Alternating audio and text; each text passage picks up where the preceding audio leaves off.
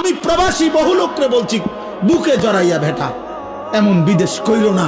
16 বছর তুমি বেটা কষ্ট করে বিদেশ করো, তোমার একটা একটা ঘাম একটা একটা টাকার মধ্যে, রিয়ালের মধ্যে বেটা তার ঘামে ভিজা, তার কষ্টে ভিজা, তার কলিজাটা পানি করে ফেলছে।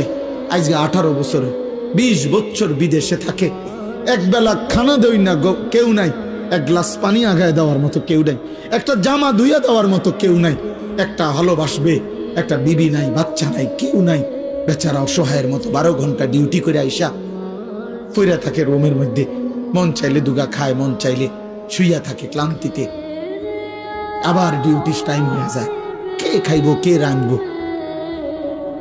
এত কিছুর বিনিময়ে তোমার স্ত্রী দেশে বাজারে বাজারে ঘুরে, গেরাম চুক্তি বেড়াইতে লগে কথা কয়, তোমার ছেলে নামাজ পড়ে না, তোমার মেয়ে অসৎ চরিত্রবান, চরিত্রহীন কোন লম্পটের সাথে হারাম প্রেম করছে, আর তুমি বই বিদেশ করতে আসো।